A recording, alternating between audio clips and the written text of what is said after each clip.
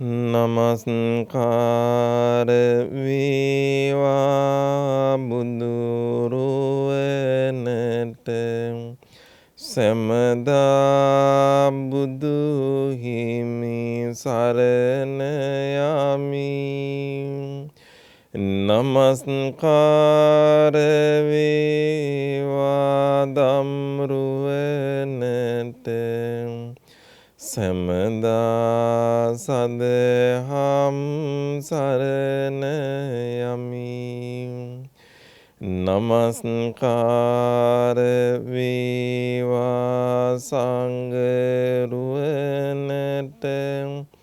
සැමදා මහා සංඝ සරණ යමි. නමස්කාර වේවා තුනුරුවනට සැමදා තිසරණ සරණ යමි. සාදු සාදු සාදු. සමන්ත චක්කවාලේසු අත්‍රා ගච්ඡන්තු දේවතා සද්ධම්මං මුනි රාජස්ස සුනන්තු සග්ග මොක්ඛදං ධම්මස්සවන කාලෝ අයං බදන්තා ධම්මස්සවන කාලෝ අයං බදන්තා ධම්මස්සවන කාලෝ අයං බදන්තා.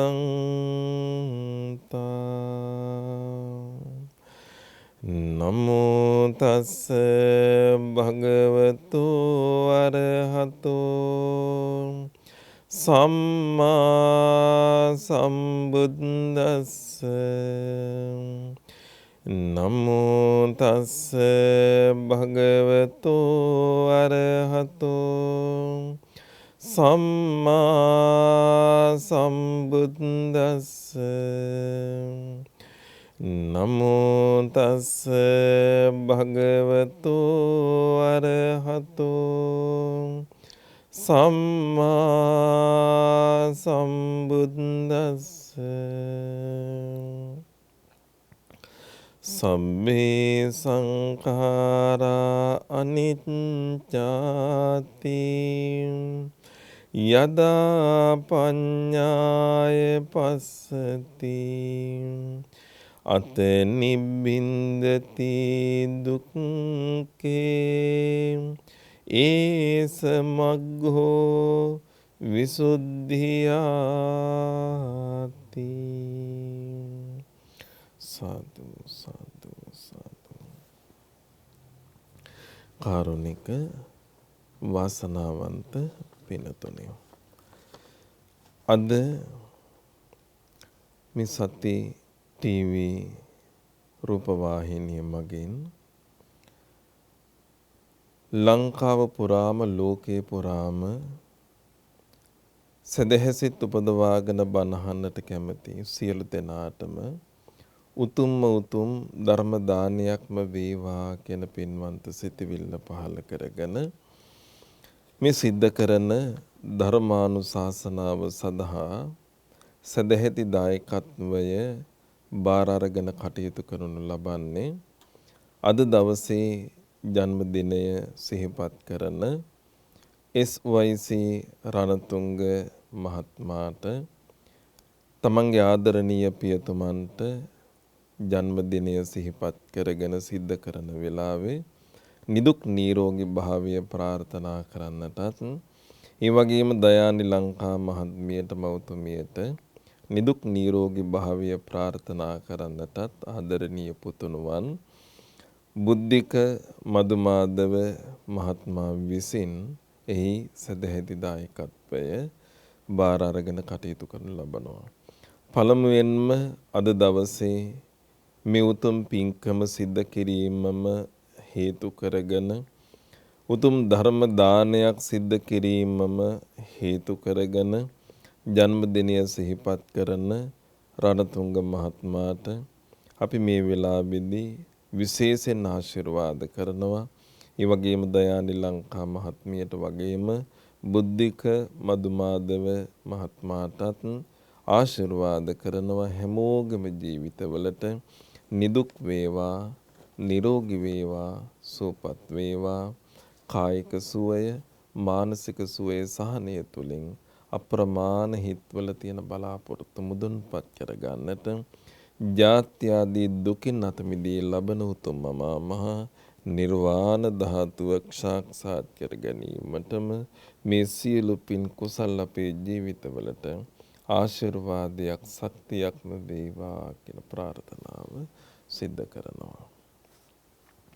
පින්තුනේ, බුදුරජාණන් වහන්සේ අපිට පෙන්වලා දීපු මඟ මේක ධර්ම මාර්ගයක්. අපි හුදෙක් මේ ධර්ම මාර්ගය කියලා කියන්නෙම කුමක්ද කියන කාරණාව පිළිබඳව ටිකක් විමසිලිමත් මනසක් ඇති කරගන්නට ඕන. අපි දන්නවා අපිට ඇස, කන, නාසය, දිව, ශරීරය මේ විවිධ ඉන්ද්‍රියන් තියෙනවා. මේ හැම ඉන්ද්‍රියක්ම බාහිරෙන් පිහිටලා තියෙනවා. මේ හැම ඉන්ද්‍රියකටම පැවරිච්ච රාජකාරියකුත් තියෙනවා. හැබැයි මේ ධර්මය හා සම්බන්ධ වෙද්දී ධර්මය ශ්‍රවණය කිරීමේ කාර්යයේදී බාහිරෙන් තියෙන ඉන්ද්‍රිය ධර්ම වලින් එහෙමත් නැත්නම් බාහිරෙන් තියෙන ඇස කන නාසය ආදී ඉන්ද්‍රියන්ගෙන් අපිට වැඩිපුරම ශක්තිය වැඩිපුරම ප්‍රයෝජනෙ අපි ලබා ගන්නෙම කන කියන ඉන්ද්‍රිය කරන කොටගෙන. මොකද අපිට කන් ඇහෙන්නේ නැත්නම් ධර්මයේ කියන එක කවදාකවත් අපිට අහන්න ලැබෙන්නේ නැති නිසා. එතකොට බාහිරින් තියෙන මේ කන අපි උපයෝගී කරගත්තට මේ ගන්න දේ නිසාම අපි ඇතුළතින් තියෙන ඉන්ද්‍රිය ධර්මයන් විවෘත කරගන්නට ඕන, විවෘත මනසක් ඇති කරගන්නට ඕන. කොටින්ම කියනවා නම් විවෘත මනසකින් බනහන්නට ඕන. මොකද අපි හැමදාම අඳුරේ අතපත ගාපු පිරිසක්. ඒ අඳුරේ අතපත ගාපු එකෙහි ප්‍රතිඵල තමයි අපි තාමත් බන කියන්නේ, ඔබ තාමත් බනහන්නේ. අනන්ත සසර අපිට ඉපදෙන්න වෙලා තියෙන්නේ.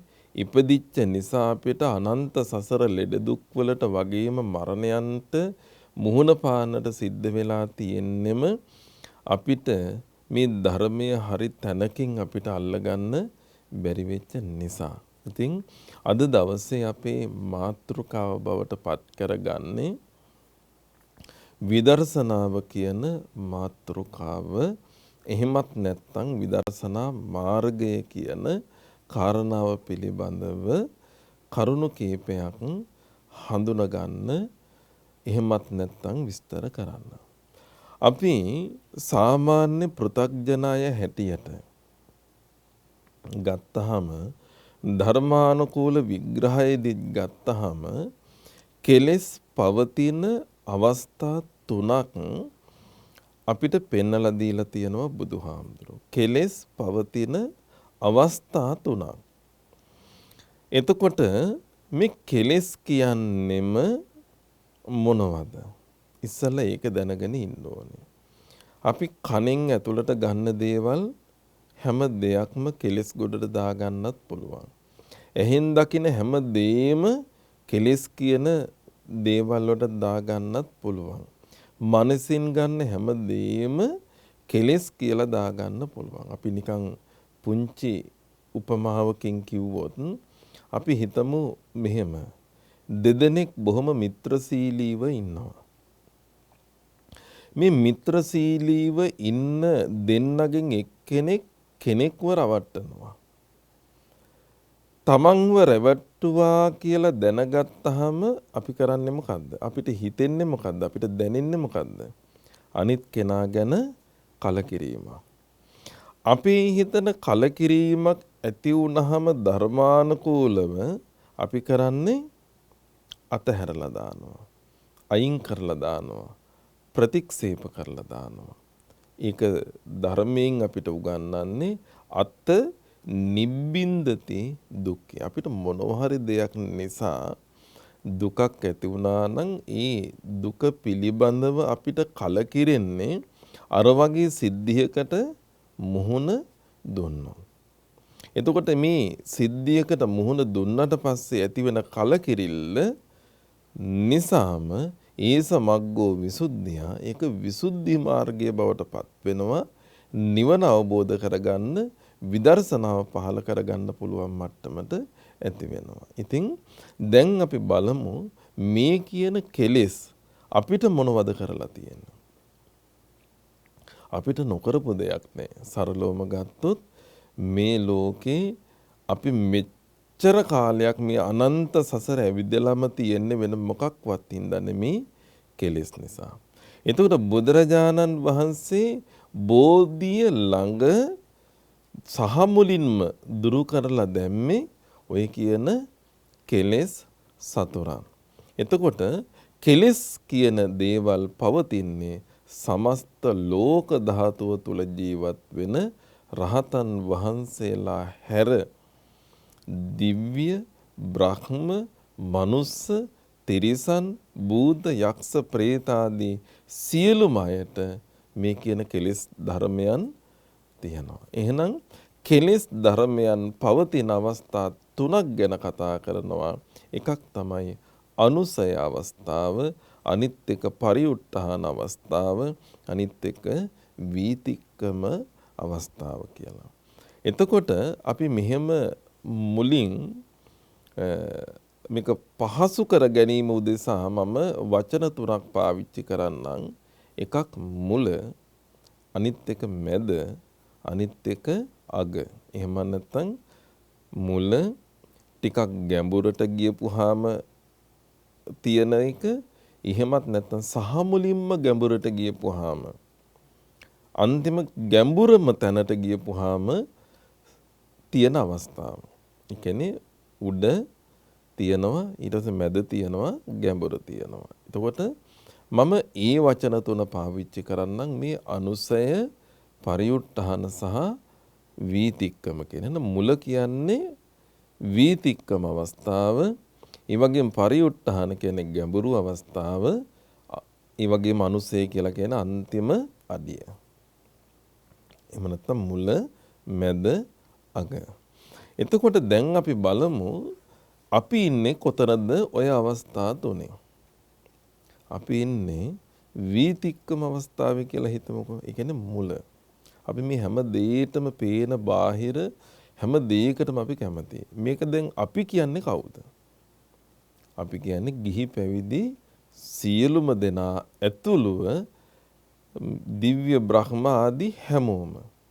එතකොට එක එක්කෙනා එක එක අවස්ථාවල ඉන්න පුළුවන් නේද?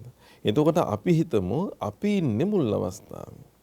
එතකොට අපි ඇස් දෙකෙන් දකින දේවල් වලට කැමති, කන් දෙකෙන් අහන දේවල් වලට කැමති, විවිධ ලස්සන ගෙවල් දොරවල් වලට, යාන වාහන වලට, බිල මුදල් වලට අපි හැම දෙයකටම අපිට හිතේ කැමැත්තක් ඇති වෙනවා. සෙනෙහස, ආදරය, ගෞරවය, ඒ වගේම එක එක්කෙනා අපිට සලකන විදිහ, මේ හැම දෙයකටම අපි කැමති වෙනවා නම් ඒක තමයි මූලික ලක්ෂණ ටික මේ වීතික්කම අවස්ථාවේ. එතකොට සාමාන්‍යයෙන් ගත්තාම මේ කියන පේන ලෝකෙන් ටිකක් ඈතට ගිහිල්ලා සමහරක් විට පැවිදි වීම වෙන්න පුළුවන්. පැවිදි වීමෙනුත් ගත්තාම ගමේ ඉන්නේ නැතුව වනගත වෙලා සමහරක් විට තමන් භාවනාදී අරමුණු වල හිත යොදවපු කෙනෙක්, උන්වහන්සේ කෙනෙක් අපි හිතමු. උන්වහන්සේ මැද තැනකට ගියා කියලා. හැබැයි අග නෙමෙයි, ගැඹුර නෙමෙයි. එතකොට මේ මැද තැනට ගියපු කෙනා සහ මුලින්ම කෙලෙස් සතුරන් දුරු කරාට පස්සේ ආය යන්න තැනක් නැහැ. එතකොට මේ අවස්ථා තුන. එහෙමනම් සාමාන්‍ය ජනතාව එතකොට එයින් ටිකක් ඔබට ගිහිල්ලා ගැඹුරට ගිහිල්ලා පැවිදි භාවය හෝ ආරණ්‍යගතව හෝ බණ භාවනා කරන උදවිය. එහෙමත් නැත්නම් එතනනුත් එහාට රහතන් වහන්සේ දක්වාම ගියපු අය. එතකොට මේ අය ළඟ තමයි මේ කියන අවස්ථාවල කෙලෙස් ධර්මයන් පවතින්නේ. එතකොට අපි අද කතා කරනවා මෙන්න මේ කියන අවස්ථා තුන ගැන. එහෙනම් මේ වීතික්කම අවස්ථාවේදී අපිට උදව් වෙනවා කෙලෙස් සතුරන් යටපත් කරගන්න තවත් ක්‍රම තුනක්. මෙතන මේ දේශනාව පුරාවටම තුනේ ගොඩවල් ටිකක් තමයි කතා කරන්නේ. ඒතර කෙලෙස් පවතින අවස්ථා තුනයි අනුසය පරිඋත්ථාන විතික්කම. එතකොට මේ කෙලෙස් ධර්මයන් යටපත් කරන්න අපිට උදව් වෙන අවස්ථා උදව් වෙන ඒවා තුනක් තියෙනවා. අපි ඒක හඳුන්වන්නේ ත්‍රිශික්ෂා කියලා. ත්‍රිශික්ෂා සීල සමාධි ප්‍රඥා කියලා. එතකොට දැන් මේ විතික්කම කියන එහෙමද අපේ අවස්ථාව. මේ අපේ අවස්ථාවේ පවතින යම් යම් කෙලෙස් ධර්මයන් යටපත් කරගන්න අපිට සීලය උදව් වෙනවා. එතකොට පරිඋත්ථාන අවස්ථාවේ ඉන්න උතුමන් කෙනෙකුට ආරණ්‍යගතව බණ භාවනා කරන කෙනෙකුට සමාධිය උදව් වෙනවා. ඒ වගේම සහමුලින් කෙලෙස් ධර්මයන් යටපත් කරන්න ඉන්න කෙනෙකුට ප්‍රඥාව උදව් වෙනවා. එහෙනම් උදව් වෙන ඒවා තුනක්. දැන් අපි මුලම ගැන කතා කරනවා අපි ගැන. සීලයෙන් සිද්ධ වෙන්නේ මොකද්ද? සීලය කියලා කියන්නේ සංවරය, හික්මීම. මේ කියන සීලය කියන වචනය කියද්දිම අපිට තව වචනයක් හම්බෙනවා හීලයකම කියලා.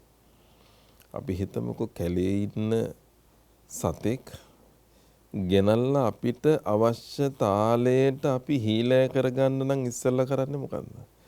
කන්න බොන්න නොදී ගැට ගහලා තියෙනවා.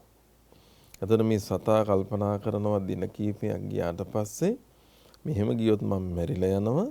ඒ නිසා කියන දේ කරනවා කියන තැනට ඔහු හිත හදා ගන්නවා. ඒ සතා හිත හදාන අපි හිතනවා අපිට කීකරුයි කියලා.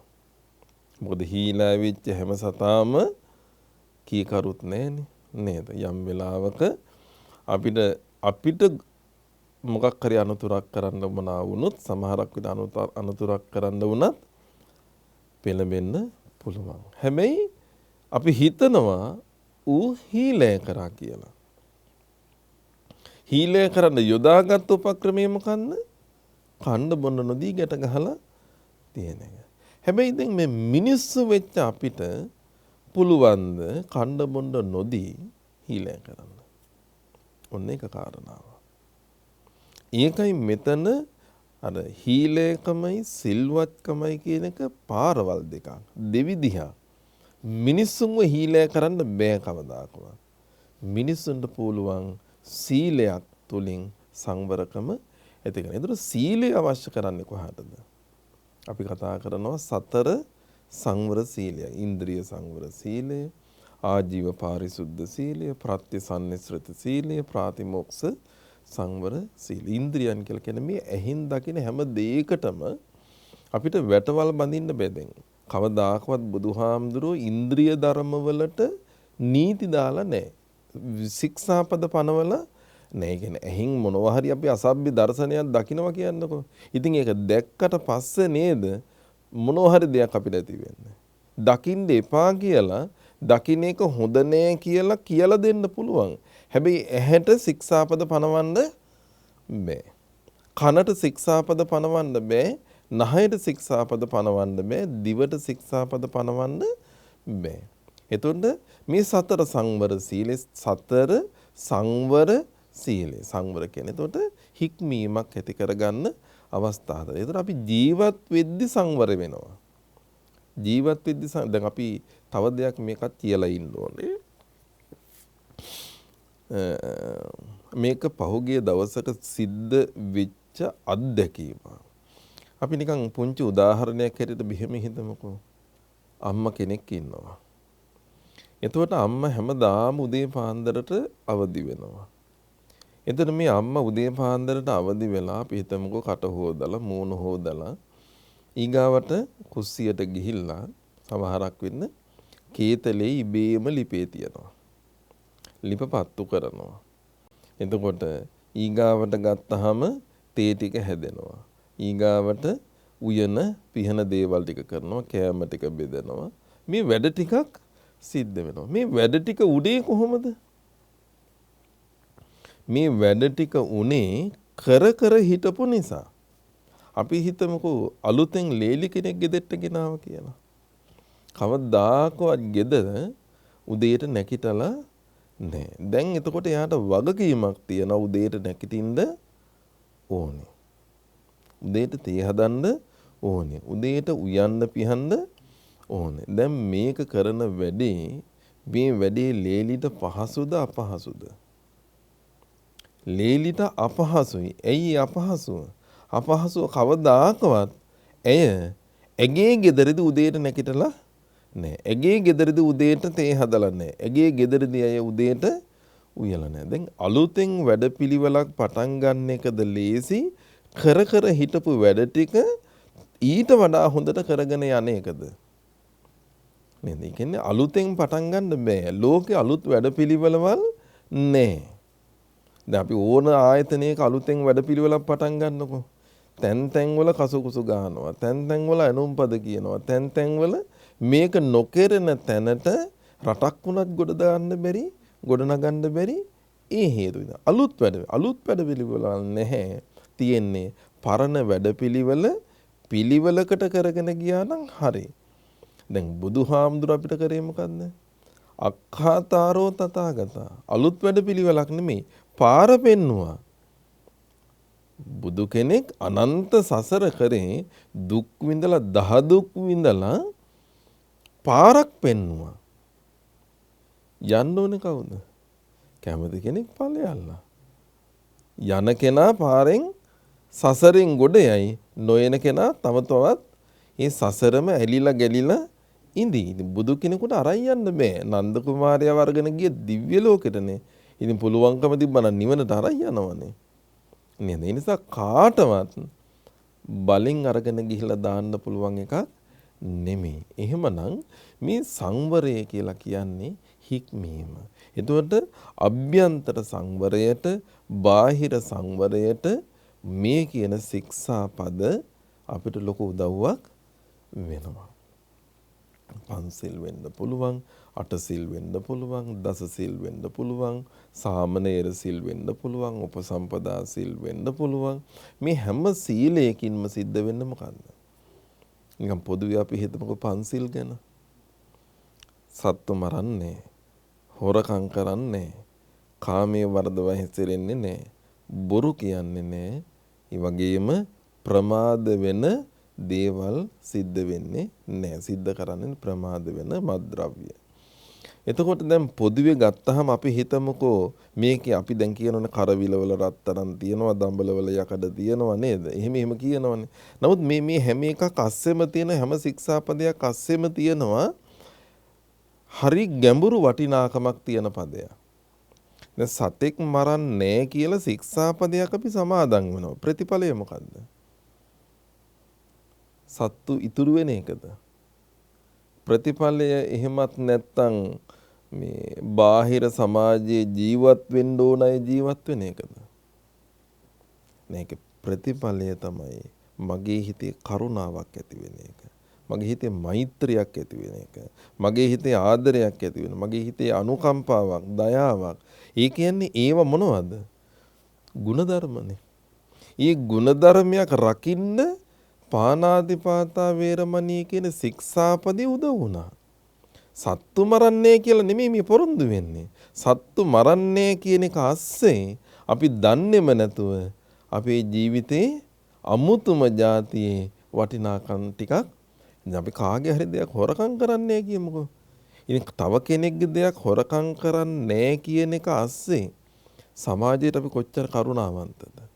සමාජයට අපි කොච්චර මෛත්‍රියක්ද? සමාජයේ වෙනුවෙන් කොච්චර ආදරයක්? මොකද කවුරු හරි දුක් විඳලා හොයන එකක් දැහැගන්න එක නෙමෙයි කරුණාව. නේද? අපි හිතමුකෝ කාගේ හරි දෙයක් හොරකම් කරනවා කියලා. එහෙනම් එතන වෙඩෙන්නේ මොනවද? තරහව, වෛරය, ක්‍රෝධය, ඊර්ෂියාව, කුහකකම්. ඒ කියන්නේ නරකම දේවල් ටිකක් ජීවිතයට කොට. ඒතර එක ශික්ෂාපදයක් අස්සේ මේ සීලේ හික්මීම කියන එක අස්සේ අපිව ඉබේම තැන්පත් කරනවා. හැබැයි ඒක සීලයකට අපි හිතමු මේ ගොඩනැගිල්ලක් හදලා තියෙනවා. මේ ගොඩනැගිල්ල අපි බය නැතුව උඩට එන්නේ. මේ ගොඩනැගිල්ල අපි බය නැතුව ඉන්නේ විශ්වාසයක් තියෙන හින්දා. මොකක්ද විශ්වාසය? මේක කැඩෙන්නේ නැහැ. මේක බිඳෙන්නේ නැහැ. මේක අත්තිවාරම බොහොම ශක්තිමත්. හැබැයි මේක අපි හිතමුකෝ නිකම්ම බිත්ති ටික උඩට නැගලා තිබ්බා කියලා. හැබැයි තට්ටු දෙක තුනටත් හදලා තියෙනවා. අපි පන බයේනේ ගෙහිනේ එන්න වෙන්නේ ආවා. හේතුව කොයි වෙලාවෙ බිත්ති හතර පැත්තට වැටෙයිද දන්නේ. එහෙම නැත්නම් කොයි වෙලාවෙ මේක කඩාගෙන වැටෙයිද දන්නේ නැහැ. වැටෙන්නේ නැති වෙන්න පුළුවන්. හැබැයි කොයි වෙලාවෙ කඩාගෙන වැටෙයිද දන්නේ කියන එක අවිශ්වාසය තියෙනවා. එහෙනම් මේ සසරට සීලය කියලා කියන්නේ මොන වගේ එකක්ද? ශක්තිමත් අත්තිවාරම. ඒතර මේ ශක්තිමත් අත්තිවාරම නැත්තම් ඉන් එහාට අය සසරක් ගැන අපිට කතා කරන්න ඉතුරු වෙන්නේ නැහැ. එහෙනම් මේ වීතික්කම කියන අවස්ථාවේදී සීලය කියන එක අපිට මේ වැඩේට බහින්ද මේ වැඩේට එකතු වෙන්න මේ සසර ගමන අපි කොහොම හරි අවසන් කරනවා කියන තැනට මානසිකත්වය හදාගන්න වීතික්කම අවස්ථාවේ කෙලෙස් පවතින අවස්ථාවේ ජීවත් වෙන සියලු පෘථග්ජනයන්ට ගිහි පැවිදි සියලු පෘථග්ජනයන්ට අංක 1 සීලය අත්‍යවශ්‍යයි. සීලය නැත්තම්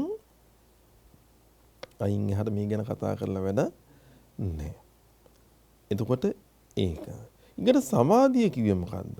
එහෙනම් සමාධිය කියන්නේ අර ගැඹුරු තැනට ගියපු කෙනාට. ඒ කියන්නේ පරිඋත්ථාන අවස්ථාවේ ගෙවල් දොරවල් අතහැරලා මේ සම්බන්ධතා අතහැරලා ගම අතහැරලා ටිකක් ආරණ්‍යයකට ගිහිල්ලා ඔන්න ඉන්න කෙනා. මොකද දැන් එයා එතන ඇතුලේ ඉන්නවා කියද්දිම මෙහා පැත්තේ මොනවද තියෙන්නේ? ඉබේම සියලු ශික්ෂාපද ටික රැකිලාද නැද්ද?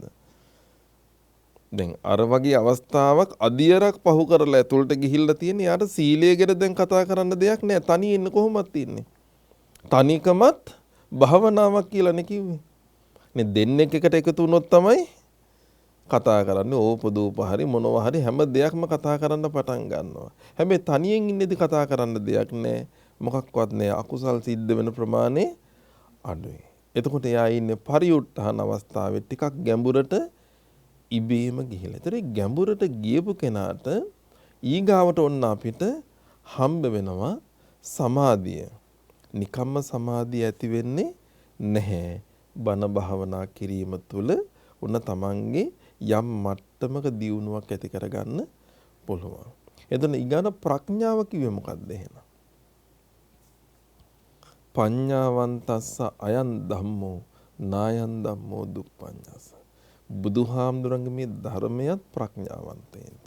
දැන් අපි හිතාගෙන ඉන්නෝ නම් අපි මහා ප්‍රඥාවන්තයෝ කියලා. ඒකත් මෝඩකමක්ම තමයි. හේතුව අපි මහා ප්‍රඥාවන්තයෝ නම් නේද? අපි මහා ප්‍රඥාවන්තයෝ නම් නැවත උපදින්න විදිහක් නැහැ. ඉපදුනත් බාහිර දේවල් වලට වඩා අපි අපේ දේවල් වලට කාලය කැප කරන එක පටන් අරගෙන තියෙන්න ඕන. හැබැයි අපි බාහිර දේවල් වලම නම් තාමත් ඉන්නේ. අපි පොදුවේ ගත්තාම අපි මහ ලොකු ප්‍රඥාවන්තයොත් නෙමෙයි. එතකොට ප්‍රඥාව කියලා කියන්නේ විදර්ශනාවට. එතන විදර්ශනාව තුලින් ප්‍රඥාව ලැබෙනවා. ප්‍රඥාව තුලින් විදර්ශනාව ලැබෙනවා. එතකොට මේ කියන විදර්ශනාවේදී මම පොඩි වචනයක් කියලා ඉන්නම් සම්මා දිට්ඨි කියන වචනයක් අපි ආර්ය අෂ්ටාංගික මාර්ගයේදී කතා කරනවානේ. සම්මා දිට්ඨි. සම්මා දිට්ඨි කියලා කිව්ව හැටියෙම ඒකේ අර්ථය මොකද්ද කියලා ඇහුවොත් ඒකත් අපි කියනවා. මොකද්ද? නිවැරදි දැකීම. ආයි නිකන් ඇහුවොත් එහෙනම් මොකද්ද දන්නේ නැහැ නේද නිවැරදි දැකීම කියන්නේ. කතමංචාවසෝ සම්මා දිට්ඨි. නේද? මොකද්ද මේ සම්මා දිට්ඨිය කියන්නේ? දුක්ඛ ඥානං, දුක්ඛ සමුදය ඥානං, දුක්ඛ නිරෝධේ ඥානං, දුක්ඛ නිරෝධ ගාමිනියා පටිපදාය ඥානං අයං උච්චතාවසෝ සම්මා දිට්ඨි. එහෙනම් සම්මා දිට්ඨිය අපි කාටවත් තියෙන විදිහක් නැහැ. මොකද සම්මා දිට්ඨිය තියෙන රහතන් වහන්සේ කෙනෙකුට, සම්මා දිට්ඨිය තියෙන පසේ බුදුරජාණන් වහන්සේ කෙනෙකුට සම්මා දිට්ඨිය තියෙන්නේ ලෝතර බුදුරජාණන් වහන්සේ. ඇයි? චතුරාර්ය සත්‍ය පිළිබඳව දැකීමේ නුවණ, දැකීම තමයි සම්මා දිට්ඨිය කියන්නේ. එතකොට නිකන් හිතන විදර්ශනාව කියලා කියන්නේ චතුරාර්ය සත්‍ය. එහෙම නැත්නම් මහා ප්‍රඥාවක්. ඒකට වචන නැහැ. ගැඹුරුම සහ මුලින්ම කෙලෙස් ධර්මයන් යටපත් කරපු තැන තමයි මහා ප්‍රඥාව. අනිත් ඒවා අපි හැම එකක්ම අඳුර යටපත ගාන අවස්ථාවල. ඊගාවට දැන් අපි බලමු මේ කෙලෙස් තුලින්, සමාධිය තුලින්, ප්‍රඥාව තුලින් මේ කෙලෙස් යටපත් කරන ක්‍රමක් තියෙන්න ඕනේ. ත්‍රිශික්ෂාවේ සීලයෙන් කොච්චර කෙලෙස් ප්‍රමාණයක් යටපත් වෙනවද? සමාධියෙන් කොච්චර කෙලෙස් ප්‍රමාණයක් යටපත් වෙනවද? විදර්ශනාවෙන් කොච්චර කෙලෙස් ප්‍රමාණයක් යටපත්. දැන් අපි කිව්වේ මුල නම් අපි ඉන්නේ අපිට මේ කෙලෙස් යටපත් කරන්න තිබ්බ ක්‍රමය තමයි සීලය කියලා කිව්වේ. එහෙනම් සීලය තුලින් කොච්චර කෙලෙස් යට යනවද? පරියුට්ඨාන අවස්ථාවේ කෙලෙස් පවතින අවස්ථාව ටිකක් ගැඹුරු තැන, ඒකේ කෙලෙස් යටපත් කරන්න කිව්ව තැන සමාධිය තුලින් කොච්චර කෙලෙස් ප්‍රමාණයක් යටපත් වෙනවද? ඒතර අනුසය අවස්ථාව, ඒ අනුසය අවස්ථාවේ තියෙන්නේ ප්‍රඥා අවස්ථාවේදී කොච්චර කෙලෙස් ප්‍රමාණයක් යටපත් වෙනවද? එතකොට මේක තමයි අපි ලෙහා ගන්න තියෙන ප්‍රශ්න. දැන් අපි ඉන්නේ මුල නම් සීලේ නම් අපිට මේ කෙලෙස් ටික යටපත් කරගන්න හම්බෙන බේස් එක, මූලික අත්විවරම. එහෙනම් සීලෙන් අපිට කෙලෙස් කොච්චර යටපත් කරගන්න පුළුවන් වේද? සීලය තුලින් කෙලෙස් යටපත් කරගන්න පුළුවන් තදංග වශයෙන්. ඒකත් ගොඩවල් තුනයි. තදංග ප්‍රහාණය, විස්කම්බන ප්‍රහාණය, සමුච්ඡේද ප්‍රහාණය. සීලෙන් කෙලෙස් යටපත් කරන්න පුළුවන් තදංග වශයෙන් විතරයි. දැන් අපි මෙහෙම නිකන් හිතමුකෝ. දානයක් දෙන්න හිතනවා. බණක් කියන්න හිතන අපි ගමටම හරි ආරාධනා කරනවා කියලා හිතමුකෝ. ගමටම බණට ආරාධනා කරද්දී අපි බුලත් කොලේ දීලා එන්න කියන කොයි වෙලාවටද? පින්කම කරන්නේ අදයි හෙටයි. ඒ අදයි හෙටයි කියන දවස් දෙකේ වේල් 6ක් තියෙනවා. උදේ වේල, දවල් වේල, රෑ වේල, පහුවදත් උදේ වේල, දවල් වේල. අපි ওই වේල් 6න් කොයි වෙලාවටද ආරාධනා කරන්නේ? වේල් 6ටමද එක වේලකටද? බණ නම් අපි හිතමුකෝ බණ කියලා කියනවා නම් අපි එක වේලයි. හැබැයි අනිත් වේල් පහම අපි අතහරිනව නේද යාළුවා? ඇයි ඒ? අපි හිතමු අපි ආරාධනා කරේ එක වේලකට. ඒ වේලේ අපි උයලා තියෙන්නේ 100කට 200ක් ආවොත් අපි මොකද කරන්නේ? 100ක් හරවලා යවනවද? සම්බෝලයි බතුයි හරි ආපහු සැරයක් උයලා දෙනවද නැද්ද? දෙනවනේ. ඇයි? එකක් අපි අඬ ගහලා තියෙනවා. 2 මදි වෙච්ච බව ඇත්ත. හැබැයි අපිට දෙන්න හිතේ සිතවිල්ලක් තියනවද නැද්ද? තියනවනේ. එහෙනම් ඒ අවස්ථාව මොකද්ද? දැන් අපි ලෝභකම නැති කරලාද තියෙන්නේ? නෑ, ලෝභකම නැති කරලා නෑ. වැඩකට ආරම්භයක් අරන් තියනවා. ඒ ආරම්භයේදී හිත තද කරගෙන දැන් ඉන්නේ. ඒක අපි උදාහරණකින් කියනවා නම් රබර් බෝලයක් ගිහලා වතුරේ ඔබාගෙන ඉන්නවා. හැබැයි මේක අත ඇරියොත් ටක් ගාලා උඩ දෙනවා. එතකොට මේකට අපි කියනවා තදංග ප්‍රහාණය. తాවකාලිකව. දැන් අපි හැමදාම සීල් ගන්න යන්නේ නැහැ නේ පන්සලට. එතකොට මේ හැමදාම සිල් ගන්න යන්නේ නැහැ. හැබැයි සිල් ගන්න ගියපු දවසේ කට වහගෙන ඉන්නවා කොහොම හරි අමාරුයි. නලියනවා සමහරක් විට. කාට හරි මොනවා හරි කියන්න හිතෙනවා. ඒත් හිතනවා මොකන්ද? අද සිල් අරගෙන ඉන්නේ. අද මේක කතා කරන්න හොඳ නැහැ. අද උපදූප කියන්න හොඳ නැහැ. අද කාගේවත් දේවල් හොයන්න හොඳ නැහැ. දැන් එකකින් කරේ මොකන්ද? මේක හිතේ තියනවා දැන්. කට අරින්න එපේ කියන්න. දැන් කට අරින්න විදිහක් නැහැ. ඇයි? අපි සීලයක් සමාදන් වෙලා හිටියේ. එහෙනම් කට අරින්නේ නැහැ කියන එකේම තේරුම මොකද්ද? තදංග වශයෙන් අපි අර පහළ වෙච්ච කෙලිස් ධර්මයන් ටික తాවකාලිකව යට කරගෙන ඉන්න. හැබැයි මේක අත්හැරපු හැටි ආයි උඩට එන්න පුළුවන්. එතකොට එකක් මතක තියාගන්න මේ වීතික්කම අවස්ථාවේදී සීලය තුලින් කෙලෙස් යටපත් කරගන්න පුළුවන් වෙන්නේ తాවකාලිකව විතරයි. తాවකාලිකව විතරයි. දැන් తాවකාලිකව යටපත් කරගෙන ඇද්ද? මදි. එයි මදි. ඉතින් තදංග වශයෙන් తాවකාලික වශයෙන් විතරයිනේ යටපත් වෙන්නේ. එතකොට අපි එක ආත්ම භාවයක සීලේ සමාදන් වුණා කියලා හිතමුකෝ. එතන මුළු එක ආත්ම භාවයක සීලය සමාදන් වෙලා හිටියත් ඒක රැකලා තිබුණත් ප්‍රතිඵලය තදංග වශයෙන් යටපත් කරගෙන තියෙන. උදාහරණයක් ඇටියට බෝසතාණන් වහන්සේ. පාරමිතාව සීලයක් හැටිය සීලය පාරමිතාවක් හැටියටම පිරුවා. කෙලෙස් නැති වුණාද? කෙලෙස් නැති වුණේ නැහැ. ඇයි? තිරිසන් කුලවල ඉපදිලා නැද්ද? ඉපදිලා තියෙනවා. නේද? එතකොට මේ ඉපදුනේ එහෙනම් මේ හිතේ නරක සිතවිල්ලක් පහළ වෙච්ච දෙයක් නිසා නෙමෙයිද? ඔව්. එතකොට සීලය කියන එකෙන් හැමතිස්සම බුද්ධත්වයට එන උතුමෙකුට හරි මේකෙන් පුළුවන් වෙන්නේ తాවකාලිකව යටපත් කරගන්න විතරයි.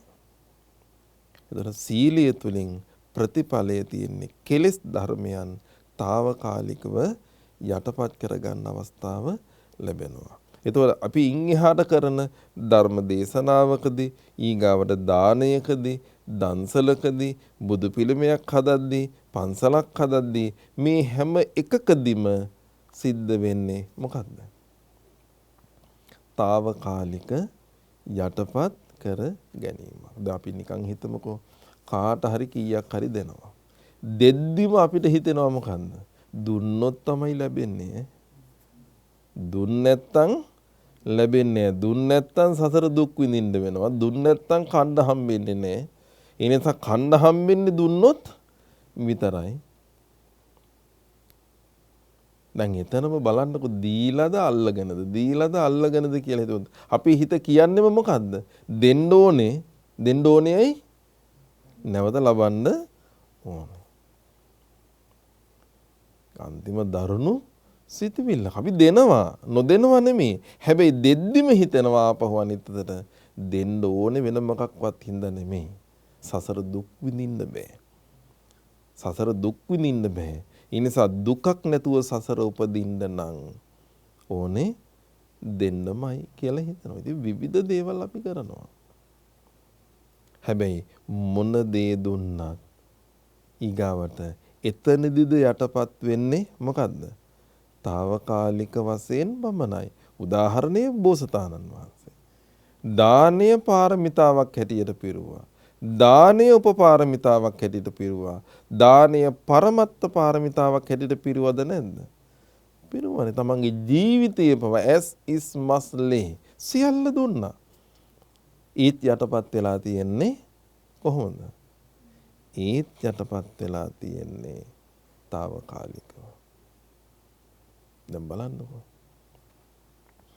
එතකොට එහෙමනම් තදංග ප්‍රහාණය කියලා කියන්නේ අපි සසර දරන උත්සාහයේ තරම. අපි උත්සාහ කරලා තියෙන්නේ මැද තැනක නෙමෙයි, ගැඹුරු තැනක නෙමෙයි, උඩ තැන. හිත තද කරගෙන ඔන්න දුන්නා.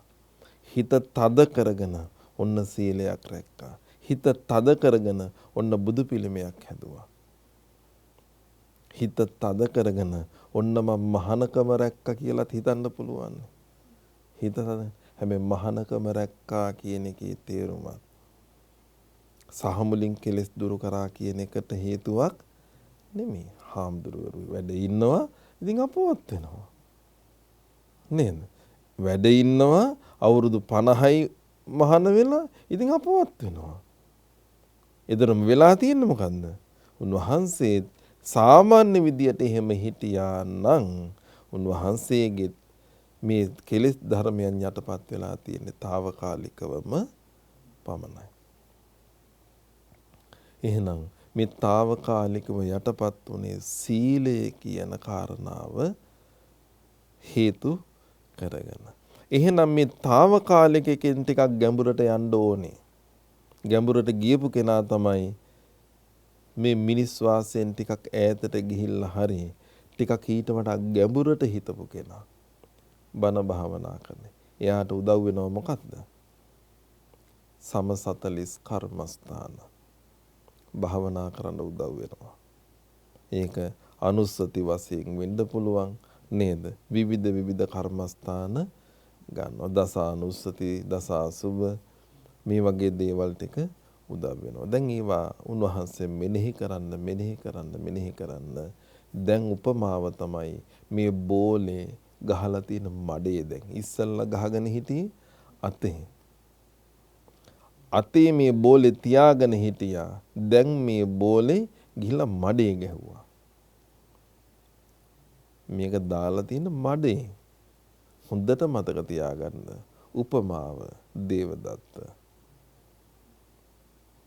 ධාන ලැබලා බණ භාවනා කරලා රවට්ට ගත්ත කාවද? අජාසත්තව. අජාසත්තත් එක්ක එකතු වෙලා මොකද කරේ? බුදුහාමුදුරුවෝ මරමු. ඔයා තාත්තා මරන්න, තාත්තා මරලා රජ වෙන්න, මං බුදුහාමුදුරුවෝ මරන්නම්, මට ඒකට උදව් කරන්න මං බුදු වෙන්නම්. අපි දෙන්න ඊට පස්සේ මේ වැඩේ ගානට කරගෙන යනවා. කවුද මේ කියන්නේ? භාවනා කරලා හිත ගැඹුරට දියුණු කරපු දේවදත්ත හාමුදුරුවෝ. දැන් බලන්නකො. වෙන උදාහරණ අපිට ඕනේ නෑ. ඒ කියන්නේ භාවනාව තුලින් සහමුලින් කෙලෙස් නැති වෙන්නේ නෑ. ඊත් නැති කරන්න පුළුවන් ටිකක් ගැඹුරට. ඒකට අපි කියනවා මොකද්ද? විස්කම්බන ප්‍රහාණය. කෙලෙස් නැති වෙන්නේ ටිකයි. කෙලෙස් නැති වෙන්නේ ටිකයි. එතකොට දේවදත්ත හාමුදුරුවෝ කෙලෙස් යම් මට්ටමේ පස්සේ පිරිහෙනවා. ඒ කියන්නේ ඕන වෙලාවක පිරිහෙන්න පුළුවන්. දැන් උපමාව උදාහරණයම බෝසතාණන් වහන්සේ පංච අභිඥා අෂ්ට සමාපatti උපදවාගෙන තිබ්බා. දීපංකර පාදමූලයේදී බුදු වෙන්න විවරණ ලබන්නේ. නේද? ඒකෙන් මිදිලා තමයි මිදෙන්නත් පුළුවන්, පිරිහෙන්නත් පුළුවන්. බෝසතාණන් වහන්සේ මිදුණා. හැබැයි සමහරක් අය පිරිහෙනවා. සමහරක් අය අපි කියන්නේ අර බණ භාවනා කරද්දි කැලේ පිපෙන සමහර මල් වලට තාපසයන්ගේ දැහැන් බිඳිනවා කියලා. ඒ පිරිහෙනවා.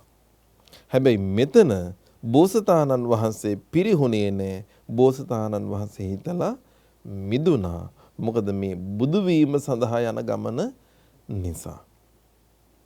බුදු වීම සඳහා යන ගමන. එතකොට එහෙමනම් ටිකක් ගැඹුරට ගිහිල්ලා අර තියෙන සම 40 කර්මස්ථාන. ඒ කියන්නේ අවස්ථාව තමයි සමාධි, සීල, සමාධි ප්‍රඥා. සමාධියට උදව් කරන්නේ සමත භාවනාව. සමත භාවනාවෙන් සමාධිය වඩන්න පුළුවන්. සමත භාවනාවෙන් නිවන් දකින්න බෑ. දැන් විස්කම්බන ප්‍රහාණය ටිකක් ගැඹුරට කෙලස් තුනී කරගන්න පුළුවන් අවස්ථාව තමයි සමත භාවනාවෙන්, සමාධි භාවනාවෙන් කරන්නේ. එහෙනම් මේකට අපි කියනවා සමාධිය. දැන් වතුරක ගත්තොත් වතුර කැළඹුණාට පස්සේ ඕක පැහැදිලි වෙන්න පටන් ගන්නෙ උඩ ඉඳලානේ.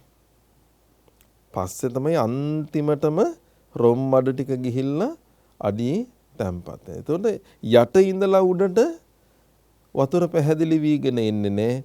උඩ ඉඳලා තමයි වතුර ටික පැහැදිලි වීගෙන යන්නේ. ඒ කියන්නේ අපි හැම දෙයකටම ගත්තාම පින්කමක් ලස්සනට කරන්න ඕනේ ඔන්න ඔය කියන හේතුව හින්දා.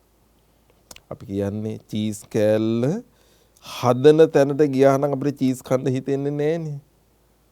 අන්දර කඩේ ඕක ලස්සනට ඊයන් කොලේ කොතලා දැකුම් කළු විදිහට තියෙන හින්දා අපි චීස් කන්න හිතනවා. ඒ කියන්නේ මේකෙදි අපිට සිද්ධ වෙන්නේ මේ වැඩේට බැස්සට පස්සේ විවිධ දුක් කරදර කම්කටොළු අපිට එන්න පුළුවන්. හැබැයි මේ තන්පත්කම හිමීට තමයි ඇති වෙන්නේ. උඩ ඉඳලා බුද්ධ පූජාව තියද්දී පෙරේතයෙකුටවත් කන්න බැරි වෙන්න බුද්ධ පූජා තියන අය අපි ඕනතරම් දැකලා තියෙන ඕනතරම් පන්සල් අපි දැකලා තියෙනවා. නේද? එතකොට එහෙම නෙමෙයි මේ කියන්නේ. පින්කමක් ලස්සනට සිද්ධ කරද්දී අපි හිතමු දැන් අද කාලේ හැටියෙන් අපි ලයිට් දාලා ලස්සනට මල් දාලා ඇයි දකින්න කෙනාගේ ඇස් දෙක ඉස්සෙල්ලා ශ්‍රද්ධාව ඇති වෙන්නේ ඒක පාරක්. ඒක බුදුහාමුදුරන්ට ඕනද නැද්ද කියන එක නෙමෙයි වැදගත් වෙන්නේ. අපි ඒකට පාරක් හදලා දෙනවා. මෙහෙම පින්කමක් තියෙනවා. යන් ගිහිල්ලා බලමු. ඒක ලස්සනයි. නේද? සමහර පන්සල් වලට හරි සමහර ගෙම ඕක වැඩක් නෑ කියනවා. කරන්නම් වාලේ කරන්නේ. ඕක කීයක් හරි හම්බ කරගන්න කරන්නේ. ඉනිද වැඩනේ. මිනිස්සු ප්‍රතික්ෂේප කරනවා. සමහර පන්සල් වල හාමුදුරුවෝ ප්‍රතික්ෂේප කරලා දානවා. ඒකයි තියෙන්නේ. කියන්නේ මේවා යොදන අවස්ථාවේ හැටියට ඒ අයට පහළ වෙන සිතුවිලි මේක. එහෙනම් මේ විස්කම්බන ප්‍රහාණය කියන්නේ ටිකක් ගැඹුරට මඩේ ගිහිල්ලා මේ බෝලේ ඔබලා තියනවා. කොයි වෙලාවෙ හරි මඩෙන් උඩට එන්නත් පුළුවන්. දැන් සහ මුලින්ම කෙලස් නැති වෙනවා කියලා කියන්නේ සමුච්ඡේද ප්‍රහාණය. එතකොට සමාධියෙන් සමත භාවනාවෙන් తాවකාලිකව විස්කම්බන ටිකක් ගැඹුරට කෙලස් තුනී වුණා වගේ මේ ප්‍රඥා භාවනාවෙන් විදර්ශනා භාවනාවෙන් සමුච්ඡේද ප්‍රහාණය සහ මුලින්ම කෙලස් නැති කරන්න පුළුවන් වෙන එක. දැන් අපි දැන් නිකන් හිතමුකෝ නේද? මුල ඉන්න කෙනා මේ පඩිපෙල් ටික නැගගෙන යන්න මේපේ. අපි හිතනවා නම් බුදු කෙනෙක් දැක්ක හැටියෙම අපිට විදර්ශනාව පහළ වෙයි. බුදුහාමුදුරුවෝගෙන් බණක් අහපු හැටි අපිට ප්‍රඥාව පහළ වෙයි. සරියුත් හාමුදුරුවන්ට මුගලන් හාමුදුරුවෝ එහෙම වෙන්නේ නැහැ. ඒකට එහෙනම් අඩුම සසර පුරුද්දක් හරි තියෙන්න වෙනවා. අඩුම සසර පුරුද්දක් හරි තියෙන්න වෙනවා. එතන මේ පුරුද්ද කියලා කියන්නේත් මොකද්ද? අලුත් වැඩපිළිවෙල නෙමෙයි. පුරුද්ද කියලා කියන්නේ කරපු නිසා ඒ තුල තියෙන අත්දැකීම් ගොඩ නිසා විඥානයේ සසරම අපිත් එක්ක ඉඳලා තියෙන හින්දා තමයි අර කියන දේවල් අපිට විවෘත වෙන්නේ. එහෙම නැතුව බුදුවරු දැක්කා කියලා එහෙනදී දේවදත්ත හාමුදුරුවෝ නිවන් දකින්න දෙපේනේ. තවත් චුන්දසූකරත් එහෙනම් මෙහා පැත්තට ඇවිල්ලා බණ අහන්න දෙපේ. එහෙම කවදාකවත් නෑ. පුරුද්දක් නැත්තම් බුදුවරු ගොඩක් පහළ වුණත් වැඩක් වෙන්නේ නෑ. ඕන තරම් අපි දැකලා තියෙනනේ පන්සලේ අල්ලපු වෙටේ ඉන්න මිනිස්සයා පන්සලත් එක්ක තරහයි. ජීවිතේට පන්සලකට යන්නේ නෑ. පුරුද්දක් නෑ. හැබැයි සමහර මිනිස්සු කියනවා අනේ අපේ හාමුදුරනේ අල්ලපු වෙටේ පන්සල තියෙනවනේ මං හැමදාම පන්සල එහෙනම් අතු ගන්නවා. ඒ පුරුද්ද. එහෙම තැන්වලට උපදින්නේ දැන් අපි නිකන් අටමස්ථානයේ ඇතුලේ එහෙමත් නැත්තම් මේ පූජනීය පිම්බීමේ උපදින්න ලැබීමම අපි කොච්චර වාසනාවක් හැටියට අපි හිතනවද? හැබැයි මේකම මහ වදයක් හැටියට කී දෙනෙක් හිතනවද? නේද? ජීවිතේ රුවන්වැලි සෑයට අටමස්ථානයේ නොගියපු මිනිස්සු කොච්චර අනුරාධපුරයේද? ඒකයි තේනේ ඒක පින කියන එක හරිය. සසර පුරුද්ද කියන එක හරිය නැතුව මේක කොච්චර ඉබේ සියලු දේ පහළ වුණත් වැඩක් වෙන්නේ නැහැ. ඒ නිසා මේක පටන් ගත්ත තැන තමයි සීලය. මේ ගමන අපි යන්න ඕනේ කියන සිතවිල්ල. මේ සසරින් එතර වෙන්න ඕනේ කියන සිතවිල්ල. නිවන් දකින්න ඕනේ කියන සිතවිල්ල තිබ්බ කෙනා තමයි මේ පඩිපෙල් ටික ටික නැගගෙන යන්න පුළුවන් වෙන්නේ නගින්නේ. එතකොට සහ මුලින් කෙලෙස් නැති වෙන අවස්ථාව ගැන අපි කියන්නේ සමුච්ඡේද ප්‍රහාණය. දැන් අපි බලමු සීලයෙන් අපිට මෙලොව ලැබෙන ප්‍රතිඵල මොනවද? සමාධියෙන් අපිට මෙලොව ලැබෙන ප්‍රතිඵල මොනවද? ප්‍රඥාවෙන් අපිට මෙලොව ලැබෙන ප්‍රතිඵල තුනයි. සීලෙන් නම් අපිට ලැබෙන මෙලොව ලැබෙන ප්‍රතිඵලය තමයි කුසල් සිත් පහළ කරගන්න පුළුවන්. සමාධියෙන් මෙලොව ලැබෙන ප්‍රතිඵලය තමයි ධානය ලබන්න පුළුවන්. ප්‍රඥාවෙන් මෙලොව ලබන ප්‍රතිඵලය තමයි මාර්ගඵලවලටපත් වෙන්න පුළුවන්. සීලෙන් කුසල් සිත්. කුසල් කියලා කියන්නේ අපිට සසර හොඳ තැන්වල උපදින්න ලැබෙනවා. කුසල් සිත් නිසා. මේ මෙලොව ලැබෙන ප්‍රතිඵලය තමයි කුසල් සිත්. අකුසල් සිත් පහළ වෙන්නේ නැහැ එතකොට. ඒතර මෙලොව අකුසල් සිත් පහළ වුණොත් මොකද වෙන්නේ? සතර අපාය. ඒතර අපි සීලය නිසා පහළ වුණේ తాවකාලිකව කෙලෙස් යටපත් වීම කරන කොටගෙන අපිට කුසල් සිත් ඇති වුණා. කුසල් සිත් ඇතිවීම නිසා අපිට පරලොව ලැබෙන වාසිය මොකද්ද? කාම ලෝකවල සුගති ලෝකවල උපදින්න ලැබෙනවා. ඒ කියන්නේ සීලය තමයි දැන් සුගතියක උපදින්න අපිට උදව් වෙලා තියෙන්නේ. සීලය තමයි අපිට తాවකාලිකව කෙලෙස් යටපත් කරගන්න උදව් වෙලා තියෙන්නේ. ඒතර සීලය මේ සසර ගමනේ අපි දාපු අත්තිවාරමක්. එහෙනම් ඒ අත්තිවාරම දාන්න අපි සසර කොච්චර පුහුණු පුරුදු කරලා තිබුණත් අපි මේ ආත්ම භාවයේදීත් අපිට හිතන්න වෙනවද නැද්ද? මගේ සීලය මම ආරක්ෂා කරගත යුතුයි. සීලය ආරක්ෂා කරන්න වැඩපිළිවෙලක් සකස්. ඒක එක ශික්ෂාපදයක් මම රකින්නවා. ඊගාව තව ශික්ෂාපදයක් මම රකින්නවා. තවත් ශික්ෂාපදයක් රකින්නවා කිය එකින් එක සංවරකම ඇති කර ගැනීමේ වගකීම අර කියන කෙනාට තියෙන්න ඕනද නැද්ද? තියෙන්න ඕනේ. එතකොට එයා ඒක සසර පුරුද්දක් කරගත්තේ නැත්නම් අර මම මුලින් කිව්වා වගේ බුදුවරු පහළ වුණාට ඉබේම මේකෙන් මිදෙන්න හම්බෙන්නේ නැහැ. එතකොට ඊගාට සමාධියෙන් මෙලොව ලැබෙන ප්‍රතිඵලය ධාන. පරලොව ලැබෙන ප්‍රතිඵලය මොනවාද? රූපාවචර අරූපාවචර බ්‍රහ්ම ලෝකවල ගිහිලා උපදින්න පුළුවන්. බුදුහාමුදුරන්ගේ පළවෙනි බණ අහලා ධර්මය අවබෝධ කරගත්ත පිරිස 18 කෝටියක්. බ්‍රහ්ම ලෝකවල ජීවත් වෙන සමහරක් විට. කල්ප ගණන් ආයුෂ තියෙන්නේ. හැබැයි එතනට ගිය කවුද? එතනට ගියේ සිත දියුණු කරගත්ත ධාන ඵලවලට එමන ටිකක් ගැඹුරට කෙලස් යටපත් කරගෙන හිටපු කෙනා. එයා අමුතුවෙන් දිව්‍ය ලෝකවල උපද ඊට වඩා හොඳ තැන් ඒවා. මොකද දෙවියන්ටත් ඊර්ෂ්‍යාව ඇති වෙන්න පුළුවන්. දෙවියන්ටත් අකුසල් සිද්ධ වෙන්න පුළුවන්. හැබැයි අකුසල් සිද්ධ වෙන තැන් වලින් මග ඇරලා අපිට ඊට වඩා ඉහළ තැනකට ගිහිලා සුරක්ෂිතව උත්පත්තියක් ලබලා දෙනවා. නිකන් හිතන්නකො මෛත්‍රී භාවනාවේ ආනිසංස ගැන කතා කරද්දී කරණීය මෙත්ත සූත්‍රයේදී පවා කියනවා බ්‍රහ්ම ලෝකෝපගෝ හෝති. බ්‍රහ්ම ලෝකවල පවා ගිහිලා උපදින්න ලැබෙනවා. ඒක හැබැයි මේ මම සුවපත් වෙම්මා කියපු එකට නෙමෙයි. ඒ මෛත්‍රී භාවනාව සමාධි භාවනාවක් හැටියට වඩාගෙන ඒක දියුණු කරලා ධාන ඵලවලටපත් වෙච්ච කෙනාට. එතකොට දැන් මේ ප්‍රඥා භාවනාව දියුණු කරපු කෙනා ප්‍රඥා භාවනාව තුළින් මෙලව ලබන ප්‍රතිඵලය තමයි සෝවාන් සකෘදාගාමි අනාගාමි අරිහත් මාර්ග සහ ඵල. පිළිවෙලින් අපි දැන් කියනවා අනේ පිළිසිරතුමා විසාකා මහෝපාද මාර්ග ඵලවලටපත් නැතේ භවං අට්ඨමං ආදියන්තේ ආය 8 වෙනි භවයක උපදින්නේ නැහැ. ඒ අය තමන්ගේ ජීවිතය අදාළ භව ගානින් සහ මුලින්ම ඉවර කරලා දානවා. එතකොට අනාගාමි වෙච්ච කෙනෙක් දෙවෙනි භවයකයි නැවත උපදින්නෙත් නැහැ. තුන්වෙනි භවයකයි නැවත උපදින්නේ නැහැ. ඒ කියන්නේ එතනදී සහ මුලින්ම තමන්ගේ ජීවිතය සුරක්ෂිතයි. නැවත කිසි දවසක අපාගත වෙන්නේ කාම ලෝකවල ආයි නැවත උපදින්නේ නැහැ. එහෙනම් පරලොව ලැබෙන ප්‍රතිඵලය මොකද්ද?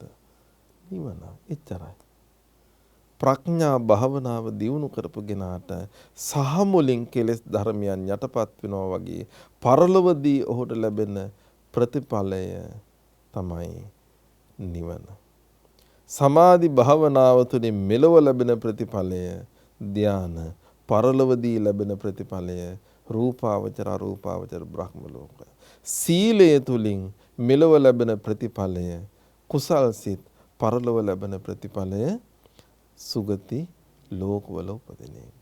දිව්‍ය ලෝක ආදී තැන්වල උපදින. එහෙනම් අපි මේ යන ගමන යා යුත්තේ කල යුත්තේ කුමක්ද කියන එක ගැන මනා අවබෝධයක් අපිට මේ අනුශාසනාවේදී ගන්න පුළුවන්. එහෙමනම් අපිට විදර්ශනා නුවණ පහළ වේවා. අපි හැමෝම කරන කියන කුසල් සිත් කෙලෙස් ධර්මයන් తాවකාලිකව ගැඹුරට යටපත් කරගෙන කවදා හරි දවසක ඉක්මම් භවයකදී මේ උතුම් ගෞතම සම්මා සම්බුද්ධ ශාසනය තුලදීම නිවන් අවබෝධයට ප්‍රඥාව පහළ කර ගැනීමටම මේ කරගත් උතුම් ධර්ම දානමය කුසලය අපිට ආශිර්වාදයක් ශක්තියක්ම වේවා කියලා ප්‍රාර්ථනා කරමු.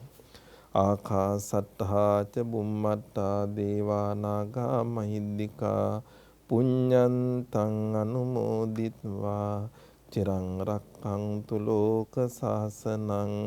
ආකාසට්ඨා ච බුම්මට්ඨා දේවා නාග මහිද්దికා පුඤ්ඤන්තං අනුමෝදිත්වා චිරං රක්ඛන්තු දේශනං. ආකාසට්ඨා ච බුම්මට්ඨා දේවා නාග මහිද්దికා පුඤ්ඤන්තං අනුමෝදිත්වා චිරං රක්ඛන්තු මං පරන්ති. අපි විසින් රැස් කරගත්ත පුණ්‍ය ශක්තිය ලෝකේ ශාසනය අපිව රකින අපෙන් පින් ගන්න බලාගෙන ඉන්න යම්තාක් දෙවිවරු වේ නම් සියලුම දෙවියනි ඔබට මේ පින් උතුම් නිවන් අවබෝධය සඳහාම හේතු වාසනාම වේවා කියලා පින් ප්‍රාර්ථනා කරමු. ඒ වගේම පින්වත් ඔබ සියලු දෙනාම කල්පනාවට ගන්න ඔබ නමින් මිය පරලොව ගිහපු ආදරණීය මව් දෙමාපියන් ගුරු දේවතාවුන් ඇතුළු කොටගත් කවුරුම හරි කෙනෙක් පින් ගන්න බලාගෙන ඉන්නවා නම් ඒ සියලුම මිය ගිහපු ඇත්තන්ට මේ පින් ලැබේවා. ඒ ඇත්තන්ගේ සාංශාරික දුක් සහිත ජීවිතවලින් දුකින් අත මිදේවා. දෙවියන් අතර උපදින්නට මිනිසුන් අතර උපදින්නට දේව මානසික සැප සම්පත් කෙලවර ඉක්මන් භවයක ඒ ඇත්තන්ට නිවන් දකින්නටම තමන් විසින්ම සිද්ධ කරගත්ත පිනක් හා සමානවම මේ පින අයිතිපත් වේවා ලැබේවා උතුම් නිවනම අවබෝධ වේවා කියලා පින් ප්‍රාර්ථනා කරමු. ඒ වගේම අද දවසේදී ඒ ජන්මදිනය සිහිපත් කරන එස්.වයි.සී. රණතුංග මහත්මයාට අපි ආශිර්වාද කරන ඔබතුමන්ට නිදුක් නිරෝගී භාවය සුවපත් භාවය තවත් බොහෝ කාලයක් සතුටින් පින් දහම් සිද්ධ කර ගන්නට අවශ්‍ය කරන ශක්තිය වගේම දීර්ඝායුෂම මේ තුලින් ලැබේවා සැලසේවා කියන ආශිර්වාදය සිද්ධ කරනවා. ඒ වගේම දයානි ලංකා මහත්මියටත් ආශිර්වාද කරනවා නිදුක්ව නිරෝගී සුවපත්ව බොහෝ කාලයක් සතුටින් ජීවත් වෙන්නට මේ පිනත් ඔබතුමියට ආශිර්වාදයක්ම වේවා කියන ප්‍රාර්ථනාව. ඒ වගේම අද මේ උතුම් පින්කම තමන්ගේ ආදරණීය පියතුමන්ට උපන් දිනයේ සිහිපත් කරන මොහොතේදී කරන්න පුළුවන් දරුවෙකු හැටියට කරන්න පුළුවන් ඉහළම පින්කම ඉහළම දානය ධර්ම දානමය පින්කමක් සිද්ධ කළා තමන්ගේ ආදරණීයයන්ට තාත්තට ඒ වගේම අම්මට ආශිර්වාද කරන්නට ආදරණීය පුතුණුවන් බුද්ධික මදුමාදව මහත්මයා බලාපොරොත්තු වුණා මේ වගේ පින්කමක් සිද්ධ කරලා තාත්තට අම්මට ආශිර්වාද කරනවා කියලා. එහෙමනම් අද දවසේදී මේ සිද්ධ කරගත්ත උදාරතුරු ධර්ම දානමය කුසලයේ හේතු කරගෙන සහභාගී වෙන්නට යෙදුන අනිකුත් පින්වත් සියලු දෙනාටමත් ඒ වගේම මේ උතුම් ධර්මානුශාසනාවට සවන් දෙන ලංකාවාසී ලෝකවාසී සියලුම සදහැවතුන්ටත් මේ පින ආශිර්වාද කරනවා. හැමෝගම ජීවිතවලට යහපත පිණිස සතුට පිණිස සැනසීම පිණිස කෙලෙස් තුනී කර ගැනීම පිණිස සාංසාරික ජීවිත සතුටින් සුවපත්ව ගෙවීම පිණිස මේ පින ජීවිතවලට මහා ආශිර්වාදයක් ආලෝකයක් වේවා. අපල උපද්දරව නැති වේවා. දුක් කරදර නැති වේවා. කායික මානසික පීඩාවල් නැති වේවා. බොහෝ කාලයක් තවත් කුසල් දහම් ජීවිතයට එකතු කරගන්නට මේ පින ශක්තියක්ම වේවා. අවසාන වශයෙන් අපි හැමෝටම මේ උතුම් ශාසනය තුලදීම නිවන් දකින්නමත් සියලු පින් කුසල් හේතු වාසනාම වේවා කියලා ප්‍රාර්ථනා කරමු. සියලු දෙනාටම තෙරුවන් සරණයි, සුවපත් වේවා. වන්දනා කරගන්න ආශිර්වාද කරනවා. සබ්බීතියෝ විවජ්ජන්තෝ සබ්බ රෝගෝ විනස්සතු මාතේ භවත්වන්තරායෝ සුඛී දීඝායුකෝ භව භවතු සම්බ මංගලං රක්ඛන්තු සම්බ දේවතා සබ්බ බුද්ධානුභාවේන සබ්බ ධම්මානුභාවේන සබ්බ සංඝානුභාවේන සදා සොත්ති භවන්තු තේ. සියලු දෙනාටම තෙරුවන් සරණයි, සුවපත් වේවා.